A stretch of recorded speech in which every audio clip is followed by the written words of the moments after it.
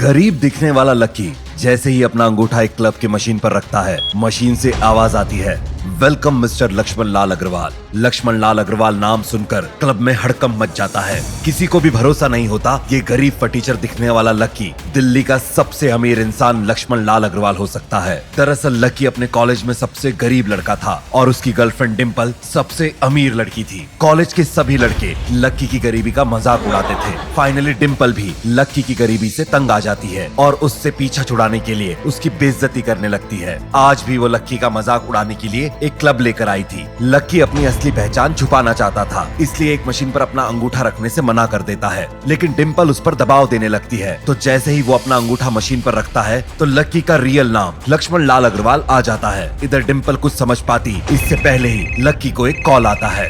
Lucky, तुम्हारा location उनको पता चल चुका है, जल्दी वहाँ से निकलो, तुम्हारी जान को खतरा है। लकी डिम्पल को लेकर निकलने लगता है। डिम्पल को तो भरोसा नहीं हो रहा था कि जिस लकी को वो आज तक गरीब और फटीचर समझती रही वो तो कोई और है। डिम्पल ने आज तक लकी को सिर्फ एक पुरानी साइकिल से ही कॉलेज आते देखा था, लेकिन आज उसे क्लब में एहसास होता है कि लकी कितना बड़ा आदमी है। डिम्पल के दिमाग में ये सवाल बार बार आ रहा था, अगर लकी इतना पैसे वाला और पावरफुल लक्ष्मण अग्रवाल है तो वो एक गरीब और फटीचर लकी बनकर क्यों रह रहा था। इतने में गर्वित प्रीतम और लकी कमरे से बाहर आ गए। इधर तीन सुंदर सी बन ठन की आई हुई लड़कियां एक टेबल पर पहले से ही बैठी हुई थीं। उनकी शक्ल, सूरत और कपड़े देखकर ये पता चल रहा था कि वो पैसे वाले घरों से थी। कोयल, तुम्हारे सिर पर लाल सा क्या लगा हुआ है? कहीं कोई चोट वोट लगी थी क्या? हाँ यार, आज सुबह मैं अपने पापा के साथ न्यू सिटी बैंक गई हुई थी तो वहां पे एक गधे से टकरा गई। इतना बेवकूफ आदमी ना मैंने अपनी जिंदगी में नहीं देखा। मन तो कर रहा था उसका मुंह नोच लूं। आखिर क्या धमाका होगा जब कोयल और लकी फिर से एक दूसरे के सामने आएंगे। क्या वो लकी की इंसल्ट करेगी, वो भी उसके दोस्तों के सामने, या फिर लकी उससे इस बार जवाब देगा? हाँ, लेकिन पता नहीं आजकल न्यू सिटी बैंक के कस्टमर्स की क्वालिटी को क्या हो गया है। उनका स्टैंडर्ड ना दिन ब दिन गिरता ही जा रहा है। कैसे? अरे तुम अब जानती हो ना कि न्यू सिटी बैंक के अंदर आने वाले कस्टमर्स कैसे होते हैं। लेकिन जब मैंने उस लड़के को देखा ना तो मतलब तुम कहना क्या चाह रही हो? वो क्या कुछ ऐसा वैसा था, मतलब थोड़ा फटीचर टाइप का? हाँ, मुझे तो लगता है कि वो कोई पागल था जिसने ठीक से दुनिया, हो सकता है कि वो किसी पागल खाने से भाग कर आया था और सीधा न्यू सिटी बैंक में घुस गया था। पता नहीं बाद में उसके साथ क्या हुआ होगा। मैं तो उसी टाइम अपने पापा के साथ वहां से निकल गई थी। एनीवेज यार, अब तुम लोग भी क्या उसका टॉपिक लेकर बैठ गए? वैसे भी अब हम कभी मिलने वाले नहीं है। अरे यार, ये रोशनी और इसका बॉयफ्रेंड कहाँ रह गया? मैंने सुना है अमित स्पोर्ट्स कोटे से है, इसलिए मुझे लगता है कि वो और उसके दोस्त भी एक जैसे होंगे। अब देखते हैं किसको कौन पसंद आता है, दिशा ने कहा और दरवाजे के बाहर देखने लगी कि तभी रोशनी, अमित, प्रीतम, गर्वित और लकी अंदर आ चुके थे। इससे पहले कि लकी पूरा अंदर घुस पाता, उसने प्रीतम से कहा, तुम लोग जाओ, मैं जरा वॉशरूम से होकर आता हूं। इधर प्रीतम, गर्वित ने जैसे ही कोयल, दिशा और मानसी को देखा, उन दोनों की आंखें फटी की फटी रह गई। अरे कोयल, दिशा, मानसी, किस बारे में बात हो रही है भाई? पता है तुम्हारे हंसने की आवाजें बाहर तक आ रही हैं। रोशनी की बात सुनते ही उन तीनों ने रोशनी की तरफ देखा। उसके पीछे ही अमित खड़ा था और अमित के पीछे गर्वित और प्रीतम खड़े थे। जैसे ही उन लड़कियों की नजर गर्वित और प्रीतम पर पड़ी, उनकी जैसी तो बत्ती से ही गिर गई। उन्हें जैसी उम्मीद थी, वो दोनों लड़के दूर दूर तक उसके आसपास भी नहीं थे। अपनी सहेलियों की बुझी हुई शक्ल देखने के बाद रोशनी ने अमित को गुस्से से घूर कर देखा। अमित के पास सिवाय मुस्कुराने की और कोई चारा नहीं था, लेकिन आज पहली बार उसे भी अपने दोस्तों पर शर्म आ रही है। चलो चलो बैठते हैं। प्रीतम दिशा की ओर बढ़ ही रहा था, लेकिन उससे पहले ही दिशा उठकर मानसी के बगल में बैठ गई।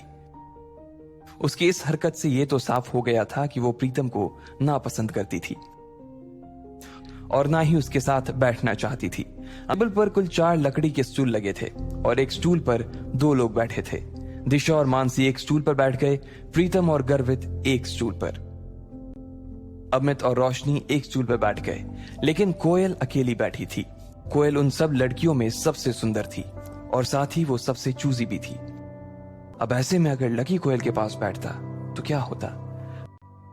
भले ही लकी उतना खराब ना दिखता था, लेकिन उसके कपड़े उसकी पर्सनालिटी की मिट्टी पलित करने में लगे हुए थे।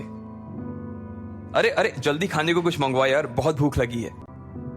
इतने में कोयल ने अपने बालों को ठीक करते हुए अमित से पूछा,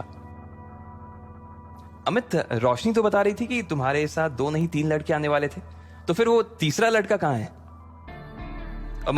वो तीसरा लड़का अभी बाथरूम गया हुआ है। ओए लकी, इधर देख भाई, इधर आजा। जैसे ही कोयल, दिशा और मानसी ने अमित की आवाज सुनी, वो सभी लकी की ओर देखने लगे। लेकिन दिशा और मानसी को एक बार फिर से निराशा हाथ लगी थी, देखने लगी। लेकिन कोयल ने जैसे ही लकी को देखा, उसकी आंखें फटी की फटी रह गई। इधर लकी भी उसे देखते ही पहचान गया था। वो समझ गया था कि कोयल को उसे देखते ही उससे नफरत हो गई थी। जब लकी को और कहीं बैठने की जगह नहीं मिली तो वो आखिरकार कोयल के पास जाकर बैठ गया। कोयल ने जैसे ही उसे अपने पास बैठते हुए देखा तो वो उस छोटे से स्टूल में भी उससे जितनी दूर हो सकती थी उतनी दूर जाकर बैठ गई थी। उसे अंदर से तो लकी से बहुत घिन आ रही थी। कोयल, क्या हुआ? तुम लोग कहोगे यार कि मेरी जैसी लड़की की किस्मत इतनी खराब कैसे हो सकती है, लेकिन ये वही लड़का है जो मुझे आज न्यू सिटी बैंक में मिला था। इसको देखकर तो ऐसा ही लग रहा है कि इसने वही कपड़े पहने हुए हैं जैसा तुमने इसे बैंक में पहने हुए देखा था, मानसी ने कहा और दोनों ही लकी को ऊपर से नीचे तक देखने लगे। अरे तुम लोग एक दूसरे के अंदर ऐसे घुस कर आखिर किस बारे में बात कर रहे हो भाई? रोशनी ने पूछा। दिशा ने कोयल और लकी के बीच हुई उस टक्कर के बारे में रोशनी को बताया तो उसकी आंखें खुल गई। प्रीतम, अमित, रोशनी, गर्वित और कोयल सभी की नजर लकी के ऊपर टिकी हुई थी। सबके मन में ढेर सारे सवाल थे। उन्हें यह लग रहा था कि आखिर लकी को न्यू सिटी बैंक में जाने की जरूरत क्या थी। कोयल ने एक ठंडी सी मुस्कान के साथ रोशनी को देखा और बोली, रोशनी तुम अपने बॉयफ्रेंड के साथ मजे करो, मुझे थोड़ा सा काम इसलिए मैं निकल रही हूँ, जा रही हूँ, बाय। रोशनी को तो पहले ही से मालूम था कि ऐसा कुछ होने वाला था, फिर भी उसने कोयल को रोकने की कोशिश की थी मगर वो नहीं रुकी। रोशनी का गुस्सा भरा चेहरा देखकर इधर अमित अपने आप को कोस रहा था कि आखिर वो इन लोगों को अपने साथ क्यों लेकर आया। लकी ने जब देखा कि सारी गड़बड़ उसकी वजह से हो रही थी और कोयल लगभग दरवाजे पर पहुंच गई थी तो वो जोर से चिल्लाया और बोला, रुको! बैंक में जो कुछ हुआ उसके लिए मैं बैंक में ही माफी मांग चुका हूं। देखो, मुझे नहीं मालूम था कि तुम्हें मेरी गलती की वजह से ऐसी चोट आ जाएगी। I am really sorry. Koyal ने कोई जवाब नहीं दिया और वहां से फिर से निकलने लगी।